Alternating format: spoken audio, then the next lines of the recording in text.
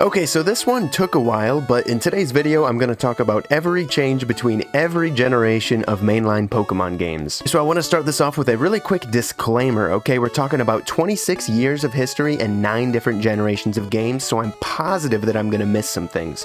Whether it's a relatively insignificant detail or something that just kind of went over my head, it's going to happen. So feel free to let me know about it in the comments down below, and also huge shoutouts to Bulbapedia as they were just totally invaluable in making this. Okay, and with that out of the way, let's get to it, starting with Generation 1.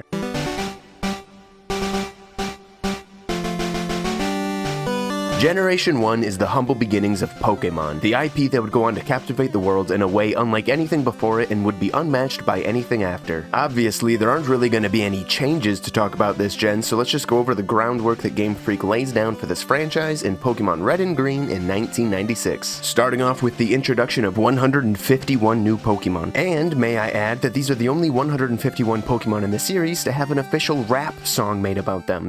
Electro, Diglett, Nidoran, Mankey.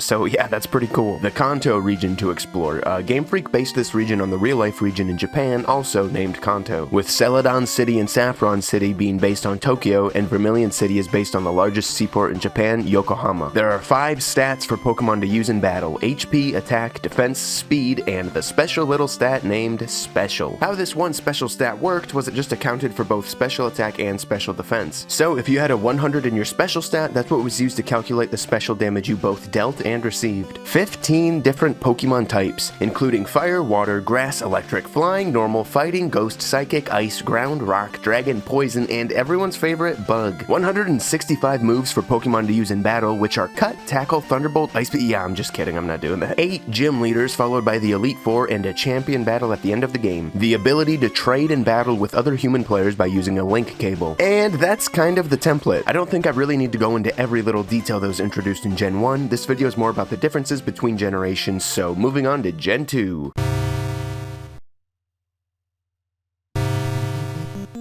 3 years after the absolutely unprecedented success that was the first generation of Pokemon came, well, the second generation of Pokemon, of course. So for one reason or another, Pokemon Gold and Silver were at one point intended to be the final games in the franchise. This could very well be the reason for the rather comprehensive list of additions and changes in Gen 2. These games are, by many, considered to be the best in the franchise. So the change list from Gen 1 to Gen 2 of Pokemon includes, but is not limited to, the introduction of 100 brand new Pokemon, making the grand total of unique Pokemon 251. 86 brand new moves, which coincidentally brings the total number of unique moves to 251 as well. The introduction of 2 new Pokemon typings, which is more than any other generation in the series, with the Dark and Steel type. These 2 types were meant to nerf the more powerful types in Gen 1, with Dark being immune to Psychic and Steel resisting it, while Dark also hits Psychic super effectively. And to buff the weaker types in Gen 1, such as Fighting, which hits both Steel and Dark super effectively. One brand new region to explore in the Johto region. Johto is based on the real-life Kansai region in Japan. You might be starting to notice a pattern here, with Kyoto being the inspiration for Akrutik City. Gendered Pokemon, Pokemon breeding, new types of Pokeballs, an in-game clock. This allowed for things such as a day and night cycle. Shiny Pokemon. The odds for shiny Pokemon in Gen 2 were 1 in 8,192. However, if you have a Pokemon breed with a shiny Ditto, the odds of the Pokemon that hatches out of the egg to be shiny are 1 in 64. Baby Pokemon, which are just basically a pre-evolution to particular Pokemon who can't breed until they evolve and are typically obtained via breeding. Friendship, which was kind of introduced in Pokemon Yellow but becomes a thing for all Pokemon. Held items. Weather conditions in battle. Pokerus, which is a phenomenon that can affect one of your Pokemon after a battle at 1 in 21,845 odds. It basically just doubles the amount of EVs you get after knocking out a Pokemon, and you can spread it to other Pokemon in your party. Roaming Legendaries. A post-game. After defeating Lance, the champion of Johto, for the first and only time in series, outside of the Gold and Silver remakes, you get to travel to another region. You get to go back to Kanto and fight all 8 gyms in the Elite Four there for a grand total of 16 gym leaders. And to top all of that off, you get an epic final battle at Mount Silver with the player character named Red from Generation 1. It is pretty sick. So in the Gen 1 section, I mentioned the special stat, right? Well, that changed in Gen 2 when the stat was split up into the special attack and special defense that we all know and love today. Gust, Sand Attack, Karate Chop, and Bite were all normal type moves in Gen 1. They're now Flying, ground, fighting, and dark respectively. Magnemite and Magneton received the new Steel type as a secondary typing. Okay, so bear with me on this one. Say in Gen 1 you had a Pokemon at level 35 and this Pokemon learns a move at level 36. If your Pokemon gained enough experience after knocking out a single Pokemon to go from level 35 straight to level 37, you would miss the opportunity to learn the move at level 36. This was fixed in Gen 2. And there were some type balancing things going on, such as Bug hitting Poison for not very effective as opposed to super effective, Poison hitting Bug for neutral damage as opposed to super effective, Ghost hitting Psychic for super effective as opposed to an immunity, and Ice hitting Fire for not very effective as opposed to neutral damage. And then came Pokemon Crystal, which gives us a few more additions, such as the addition of a playable female main character, animations for Pokemon in battle when you first encounter them or first throw them out of a Pokeball. And if we can, let's just take a moment to appreciate this animation on Lugia's sprite,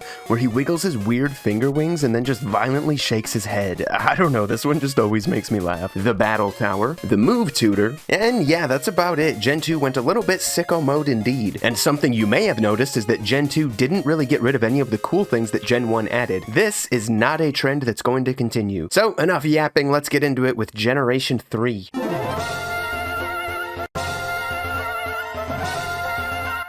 Starting off with an addition of 135 brand new Pokemon, bringing the total to a whopping 386. Now they added so many new Pokemon because at one point the plan for Hoenn was for it to only include brand new Pokemon, which would mean no returning Pokemon from the first two gens. However, this idea obviously got scrapped, but it was relatively late into development, so a lot of the new designs stuck around. One brand new region to explore, the Hoenn region. Hoenn is, you guessed it, based on a real Japanese region, the island of Kyushu, but it's rotated 90 degrees counterclockwise. Junichi Masuda has said that this was done because he believed it made the region play better. The exclamation and question mark unknown forms were added. 103 new moves, which brings the grand total to 354. And abilities, yeah, that's right, abilities weren't introduced until Gen 3, where they introduced 76 unique ones. And there was actually one unused ability as well, called Cacophony, which just worked the same as Soundproof. Backgrounds in Pokemon battles depending on your environment, because in Gens 1 and 2, when you got into a battle, you were transported to this infinitely white realm place. They got rid of all the new Pokeballs introduced in Johto and added 7 brand new ones. Added the Hail Weather Effect, double battles, where each trainer battles with 2 Pokemon on the field at once. The game now runs at 60 frames per second, so you can now trade between games with different languages without having any issues. Because in Gen 1 and 2, if a Western language game, English, French, German, Italian, and Spanish, traded with a Japanese language game, it would corrupt the save files. And this isn't all that important, but I fell down a bit of a rabbit hole reading about all the hiccups of trading in Gen 1 and 2, so let's go over that quickly. Korean versions of Gold and Silver can successfully trade with Western languages Gen 1 and 2 games. However, characters of the Korean alphabet become garbled when traded to Western games because it doesn't actually exist in the Western games, but it doesn't actually corrupt the save file like trading between a Japanese and Western language game does. Also, trading between Korean and Japanese language games will cause save corruption. Moving on, they came up with a new way to determine many of the different variants for Pokemon, a personality value. This is a number that's created for every Pokemon the moment they are created in-game. It's a number anywhere from 0 to 4,294,967,295, or we could just round down to 4.3 billion. This personality value plays a part in determining a Pokemon's gender, ability, nature, shininess, size, and some things unique to particular Pokemon, such as what letter of unknown, what Wurmple evolves into, and I didn't know this, but apparently it also determines where Spinda's spots are. It has 4 spots which can appear anywhere on its face and ears, and a 5th somewhere on the back of its head. Neat. Ruby and Sapphire do keep track of the in-game time, but they really dial down the usage of it compared to Gold and Silver. They actually completely got rid of the day-night cycle, and the only 2 applications for the time in-game are the tides at Shoal Cove and Eevee's evolution into either Espeon or Umbreon. In battles, passive damage from Poison Burn and Leech Seed, now happens at the end of the turn as opposed to after the afflicted Pokemon attacks. Also in Gens 1 and 2, if a Pokemon afflicted with one of these statuses knocks out a Pokemon, the afflicted Pokemon won't take the passive damage, and this is changed in Gen 3. Pokemon Natures. The maximum stat for a Pokemon's IV was made 31, which is up from the previous 15. Pokemon Contests, in which a judge will base your Pokemon on the categories of beauty, cool, cute, smart, and tough. Ruby and Sapphire ditched the animated sprites that were added in Crystal, unfortunately. But now we gotta talk about something really important, okay? What was probably my favorite feature of this game when I played it as a kid? Secret bases. The amount of hours I spent playing around with secret bases is probably like most of the hours I spent in the game, just running around trying to find new ones and trying to find my friends' bases. So it works like this. Most routes in Hoenn have these strange little spots, whether it's an indent in a wall that can be turned into a cave, tall trees that drop down vines so you can go inside, or clumps of grass that can be pushed aside. And if you have the TM secret power, you can turn these spots into your own secret base. There are 75 of these little spots throughout Hoenn, and once you go inside, you'll be met with one of these bases. There are 6 different versions of bases, 4 for caves, 1 for shrubs, and 1 for trees, and there are 4 different variations of each of these versions. Then you can customize your base with a bunch of different chairs, dolls, cushions, desks, or what have you. But then, the coolest part is when you mix records with other players and you can find their hidden base in your game. And when you go inside, you'll be greeted by an NPC that you can battle who has the same team as the owner of the secret base. So yeah, these were really sick, but moving on. I just thought this was funny, but Ruby and Sapphire had a glitch where if you played the game for over 100 hours or had it for over a year, time-based events just stopped working, such as growing berries. Okay, so a couple of years later, Pokemon Emerald came out, and it had some nice additions, such as bringing back animated sprites, a post-game. While it didn't have the epic post-game that Gen 2 had of going back to a previous gen, it did have the Battle Frontier, where you get to go do a bunch of battles with certain limitations and rules, and you earn rewards. It surely doesn't sound as cool, but people do really like it. Some new tricks to breeding, such as the abilities Magma Armor and Flame Body, speeding up the hatching process. And giving the female Pokemon in Everstone gives the offspring a 50% chance to inherit its nature. And that's about the gist of Gen 3. Cruising away from the tropical Hoenn, this journey now takes us to the Sinnoh region, also known as Generation 4.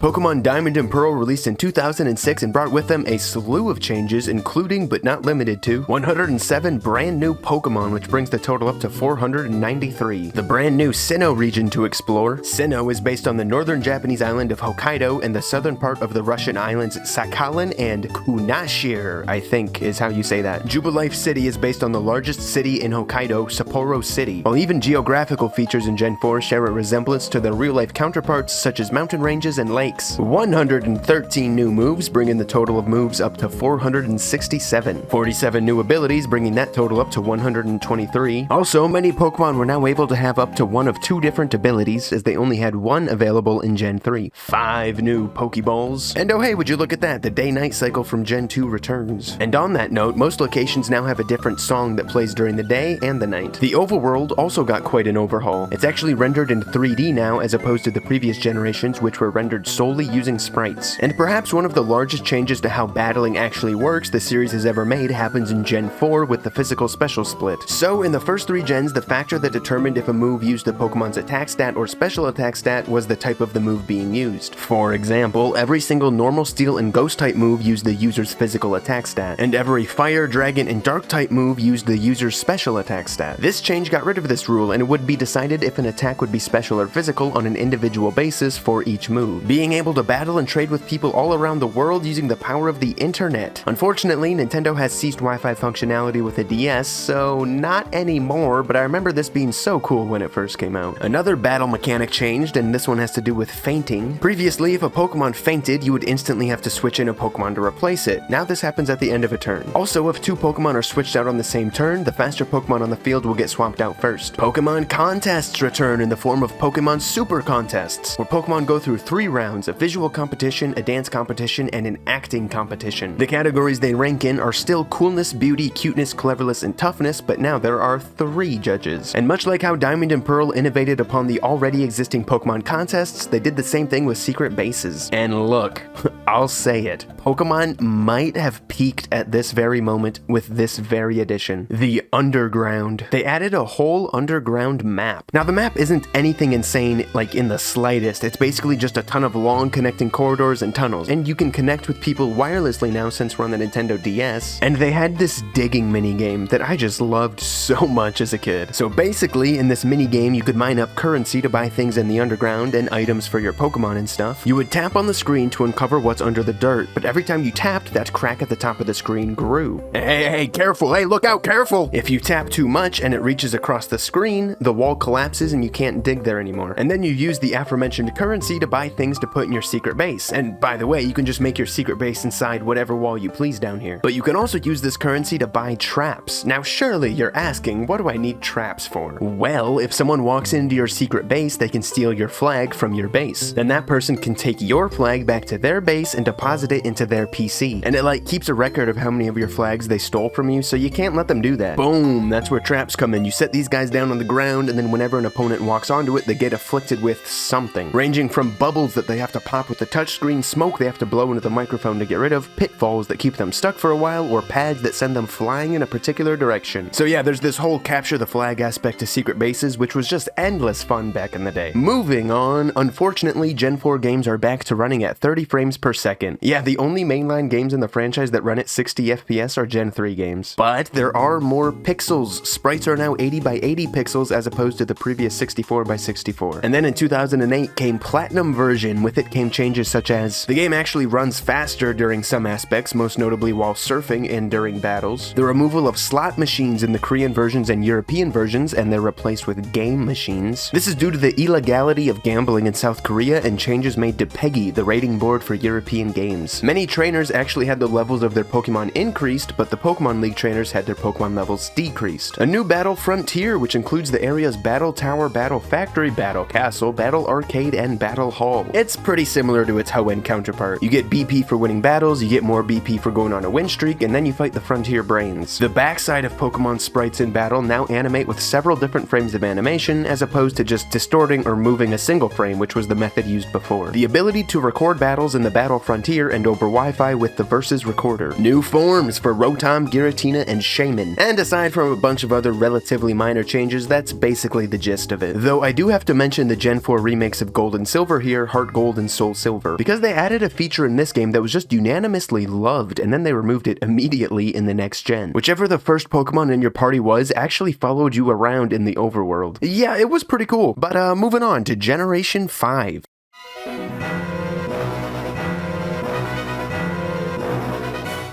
Pokemon Black and White released in 2010, introducing the world to Generation 5, the same year as the first iPad. And much like the iPad, well, people thought these games were pretty neat. So yeah, pretty big year for touchscreens. And they sure added some neat things, starting off with the addition of 156 new Pokemon, more than any other generation, which brings the grand total up to 649. 92 new moves, bringing that total up to 559. And 41 new abilities, which brings that total up to 164. Also, most Pokemon can now have 3 different abilities, and you know it, a brand new region to explore, and get this, it's not based on Japan. Unova is based on the one and only city that never sleeps, New York City. And what's better than double battles? That's right, triple battles make their debut in Black and White. These are interesting. It's not just double battles but with 3 Pokemon, okay? There's some different gameplay routes as well. For example, my Pokemon on the far left can't attack my opponent's Pokemon that's on their far left, and my Pokemon in the center can attack any of my opponent's Pokemon, but at the cost of being able to be attacked by all of my opponent's Pokemon. You can also like shift your Pokemon's position around mid-battle. It's pretty nutty. Another new battle type, rotation battles, were introduced. This is similar to triple battles in the sense that each player battles with 3 Pokemon, but you only attack with one of them at a time. But you can rotate which Pokemon you're using and attack with them in the same turn, so it's kinda wacky. Double wild battles are a new thing this gen. A cool new usage of the in-game clock in addition upon the day and night cycles are the season cycles. In-game seasons last 1 month, so in 1 year the player will see 3 cycles of winter, spring, summer, and fall. Different camera angles is a first for Black and White. I'm a big fan of these. I still remember my first time going over the Sky Arrow Bridge as the camera zooms super far out. It really gives a grand perspective to the bridge in the upcoming city. The Pokemon Center and Pokemarch are now combined into one big Pokemarch Center. One new Pokeball, the Dream Ball, and Pokemon are now animated for the whole time that they're out in a battle, playing a small animation on loop, as opposed to the previous method of them only playing a small animation when they first come out in battle and then remain still. Also, their animation loop slows down when they're at low HP or afflicted with a status, or stop moving completely in the case when they're frozen. And they have a new sprite where their eyes are closed when put to sleep. Also, the back sprites of Pokemon now show the entire Pokemon, and they share the same animations as the front side sprites, just from a different angle. This allows for the camera to do unique things in the middle of a battle, such as a dynamic zoom. Pokemon names are now displayed with proper capitalization, as opposed to the prior method of just capitalizing the entire name. Unlimited uses for TMs. Battles now run at 60 frames per second, however the overworld is still 30 frames per second. When Pokemon are sent out into battle, a sound and visual effect plays depending on how heavy they are.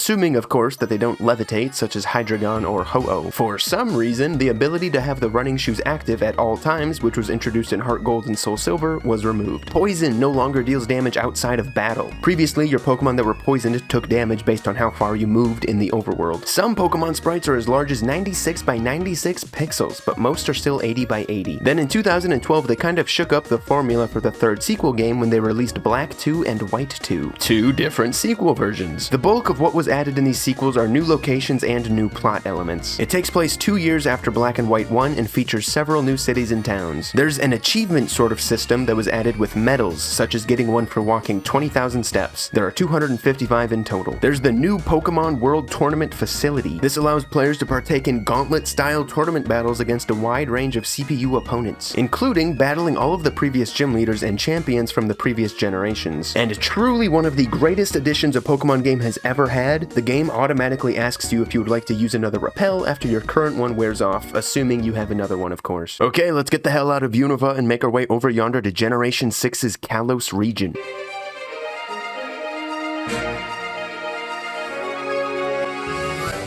Gen 6 added 72 brand new Pokemon, bringing the total up to 721. And interestingly, only one of the new Pokemon from this gen is an evolution of a previous Pokemon, that being Sylveon. The introduction of a new type. The Fairy type is the first new type introduced since Dark and Steel in Gen 2. Fairy type was brought in as another weakness to the powerful Dragon types and Dark types while being weak to Steel and Poison. The addition of 58 new moves, bringing that total up to 617. 24 new abilities, bringing that total up to 188. And of course, a whole brand spanking new region to explore in the Kalos region. This region is based on France, and according to Junichi Masuda, was chosen because it fits well with X and Y's theme of beauty. And Gen 6 is kind of a big one. It's the generation that Game Freak did away with their sprite-based art style. Being the first game on the much more powerful 3DS, the overworld and battles are completely 3D, with 3D models for every Pokemon to boot. And perhaps the single coolest gameplay mechanic introduced in Pokemon, Mega Evolution, where once during a battle you get to Mega Evolve one Pokemon in your party, of which only a few select Pokemon can Mega Evolve, and they just get crazy broken and look really cool. Players can now walk in 8 directions as opposed to the previously available 4. Fly battles, where only certain flying type Pokemon or Pokemon with the Levitate ability can participate. Horde encounters, where you can encounter up to 5 wild Pokemon at a time. And inverse battles, which are only available in a very limited capacity, but during this mode all type effectivenesses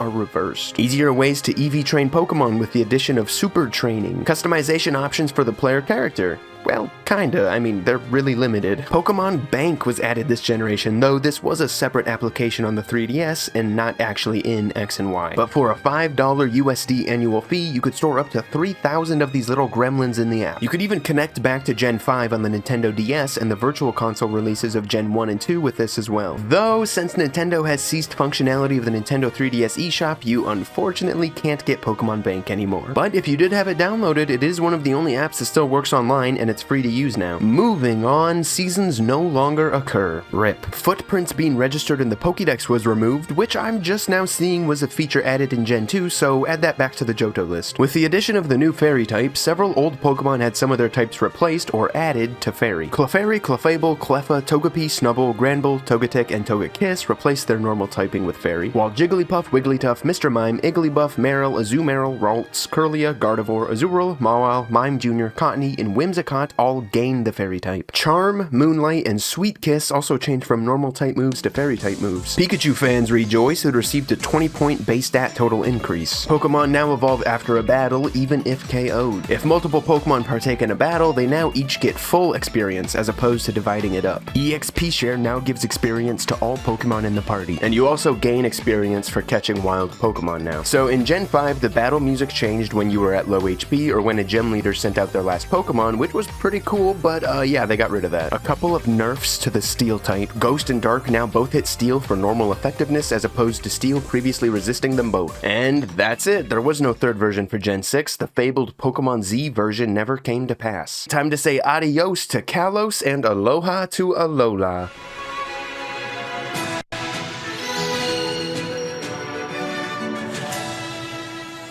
Starting off with the addition of 81 new Pokemon, pushing the total just over 800 at 802. 80 new moves, pushing that total barely over 700 to 701, and 41 new abilities, bringing that total to 232. And one shiny, brand new, exciting region to explore, the Alola region, which, if you couldn't tell, is based on Hawaii, and each island in Alola is directly inspired by one of the Hawaiian islands. Mele Mele Island is based on Hawaii's Oahu, I think is how you say that. Akala Island is based on Hawaii's Maui. Ula Ula Island is based on Hawaii's Hawaii, and Pony Island is based on Hawaii's Kauai. And this is the generation where regional forms began, and you know what, I really like these. All 18 Pokemon that have an Alolan form are based on Gen 1 Pokemon, and these forms are based in real-life evolution. For example, Alolan Vulpix lives in icy mountains, so they evolved to be icy type. Alolan Rattata are evolved to be nocturnal, so they're dark type now, and etc. Another new battle mechanic that wasn't half bad in my opinion, Z moves. If a Pokemon is holding a Z crystal, once per battle they can use its power to turn one of their attacks into a significantly more powerful version. The power of the Z move depends on the move you're upgrading in your move list. For example, if your Pokemon has the Bug type Z crystal and the learned move Mega Horn, their Z move will be base power 190. But if they instead have the Bug move Fell Stinger, the Z move will only be 100 base power. Also, a small list of Pokemon get unique Z moves such as the starter Pokemon of this gen. There are 6 new Pikachu forms, a new battle mode in the Battle Royale where 4 trainers each bring 3 Pokemon and battle against each other for one epic victory royale. The Battle Royale ends when one person has all 3 of their Pokemon fainted. The winner is whoever got the most KOs and has the most Pokemon left standing. SOS Wild Battles are new. This is when a wild Pokemon will call for backup in the middle of a fight, turning a 1-on-1 into a 2-on-1. You can ride Pokemon at specific points to get to new areas. Hyper Training, which allows you to maximize a Pokemon's IVs once they've reached level 100. The Pokepalego, where you can send Pokemon that are in your PC to gather items and raise their own levels. When you catch a Pokemon, you can now instantly replace it with a Pokemon in your party instead of having to go to a PC. A new Pokeball, the Beast Ball. The grid movement system is now completely axed. You can move freely in any direction at all times. And the removal of the National Pokedex. This isn't as big a deal as it probably sounds. You can still use every Pokemon from past games in Gen 7, they just don't have a Pokedex entry or number. Horde encounters, sky battles, inverse battles, triple battles, and rotation battles all got cut out. Mega Evolution actually got buffed. As the turn a Pokemon Mega evolves, it uses its Mega Evolution speed stat as opposed to its base form speed stat. And they nerfed status conditions. Burn now inflicts 1/16 of the Pokemon's HP every turn instead of 1/8. Paralysis reduces a Pokemon's speed by only 50% instead of 75%. And Confusion gives a Pokemon a 33% chance to hurt themselves every turn instead of a 50% chance. And Game Freak actually made the first departure from the main quest of Pokemon games being defeating 8 gym leaders in Sun and Moon. Now you have to go through all 4 of Alola's main islands and complete a trial on each of them. These trials involve some minor tasks into fighting a totem Pokemon, which is basically just a beefed up version of a Pokemon, and then finally defeating the island Kahona, who are essentially the gym leaders of each island, and then you go do the Elite Four, so it's really not all that different from past games, but it's nice to see a little shakeup. And then in 2017, Game Freak must have decided, hey, we do like making more money, and they went back to their Gen 5 ways of making 2 sequels to Sun and Moon, Ultra Sun and Ultra Moon, with an altered story and a post-game episode titled Episode RR, which features a new villain team, Team Rainbow Rocket, which is the leaders of the teams of the previous generations coming together to try and take over the world and stuff. 5 brand new Pokemon in Poipole, Naganadel, Stakataka, Blacephalon, and Zeraora. This brings the grand total up to 807. New forms for Necrozma, Pikachu, and Lycanroc. 6 new Z moves and 3 new basic moves, bringing that total of moves up to 710. 1 new ability, making that total 233. New character customization options. New locations in Alola, such as Ultra Space. And we have to go over some of the changes that were made in the Gen 7 remakes of Kanto, Let's Go Pikachu and Let's Go Eevee, because they introduced some new Pokemon. 2 new Pokemon to be exact, Melton and Melmetal, bringing the total up to 809. So there are new forms for Pikachu and Eevee, their partner forms, and they get a combined total of 13 new moves exclusive to them, and Melmetal got 1 new move, which brings the new move total to 724. And Let's Go did away with random encounters. You can now see Pokemon roaming around in the overworld and choose whether you want to engage with them or not, and this carried over into Sword and Shield's Gen 8. And speaking of Generation 8, that's all I've got for Generation 7, so let's make our way over to Sword and Shield.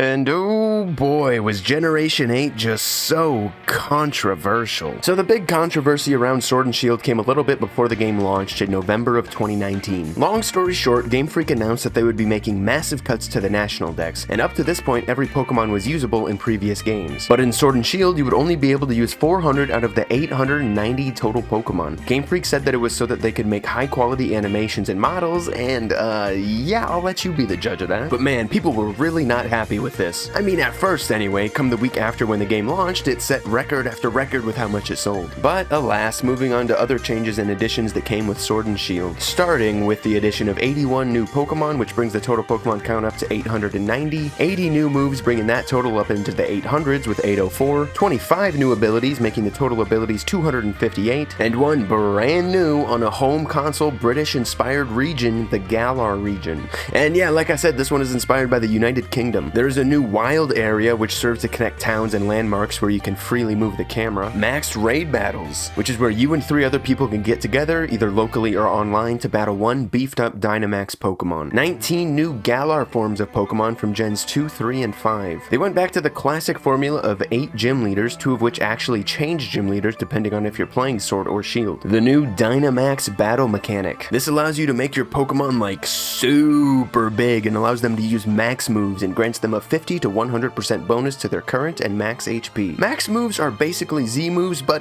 pretty much better. So when a Pokemon Dynamaxes, all of their moves change to max moves. And like Z moves, the max moves typing, base power, and whether it's physical or special are determined by the move that it's changing from. Except max moves also have secondary effects. For example, say a Pokemon knows the move Pound. After Dynamaxing, since Pound is a normal type move, it turns into the max move called Max Strike with a base power of 90, and a secondary effect of lowering the target's speed. This happens with all of the Pokemon's learned moves, and it lasts for 3 turns. And then there's Gigantamaxing, which is pretty much just the same thing, except the Pokemon gets a new design and special G-Max move, and it's only limited to a select amount of Pokemon. Moving on to the removal of the Versus Recorder, meaning you can't record your online battles, and yeah, people didn't like that. The whole Island Trials and Totem Pokemon were removed, Battle Royale battles were axed, Wild Pokemon Calling in Backup, or SOS battles, were cut, and this next one was a big one, a really big and stinky one that I really didn't like at all. They removed Mega Evolutions, and they were never seen again. They also removed Z moves, and guys, they got rid of the GTS, also known as the Global Trade System. This is what was introduced in Gen 4 and let you trade with people all over the world. But hey, don't worry, a few months later, the GTS was added in as a feature in the app Pokemon Home, where it's locked behind a $2.99 USD monthly paywall. Wild Pokemon don't appear shiny in the overworld, which was a change from Let's Go. Eggs hatch after just 128 steps instead of 257, and Generation 8 would mark a bit of a turning point in the sequel versions or third versions that Game Freak has done for every past gen, minus Gen 6. They would instead just start releasing downloadable content. Both Gens 8 and 9 would end up getting 2 DLC packs, the first of which for Sword and Shield was the Isle of Armor. This added 3 new Pokemon, Kubfu, Urshifu, and Zarude. This brings the total up to 893. It added a new area to explore, the Isle of Armor. They added 29 new moves, bringing that total up to 833, 2 new abilities, bringing that up to 260, 7 new Gigantamax forms, bringing the total up to 32, and feels a little bit random if you ask me, but Slowbro got a Galar form. They also brought 102 Pokemon back into existence, making the total amount available in Gen 9 540. They also resurrected 13 moves that were erased, and then came DLC 2, the Crown Tundra. This added 5 new legendary Pokemon, Calyrex, Regieleki, Regidraco, Glastrier, and Spectrier, bringing the grand total just shy of 900 at 898. Also a new area based on Scotland, the Crown Tundra. 8 new moves, bringing the total up to 841, 7 new abilities, bringing the total up to 267. The legendary birds from Kanto and Slowking all got Galar forms, and the resurrection of 119 previously erased Pokemon and 26 erased moves, bringing the final amount of Pokemon available in Galar post-DLC up to 664 out of 898. Okay, 21 pages into the script and we're moving on to the current generation, Pokemon Scarlet and Violet with Gen 9.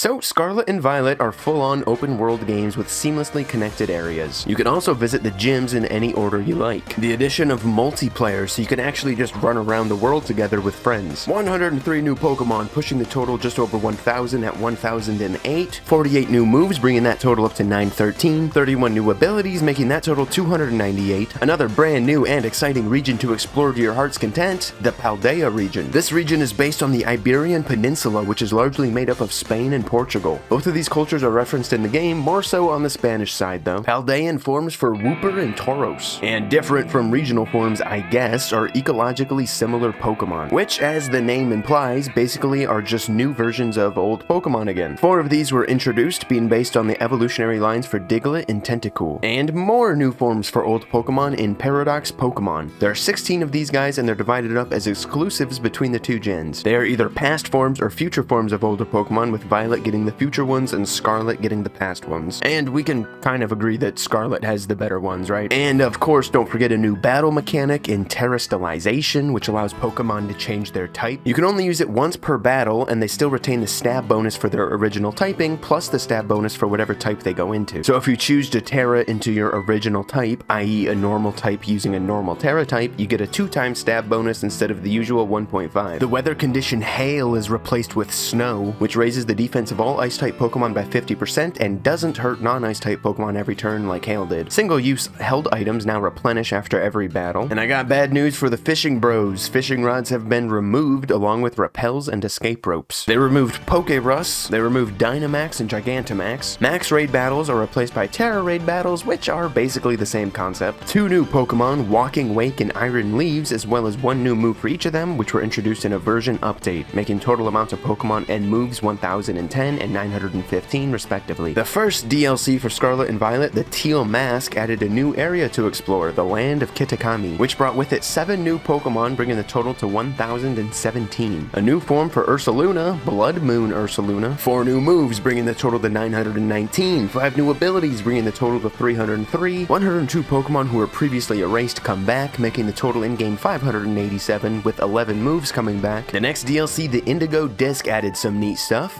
A new academy to go to, which is actually located in Unova. Also adding 8 new Pokemon, 15 new moves, 4 new abilities, a new goddamn type, kind of, bringing the grand total to date for Pokemon 1,025, 934 for moves, 307 for abilities, and 19 for types, kind of.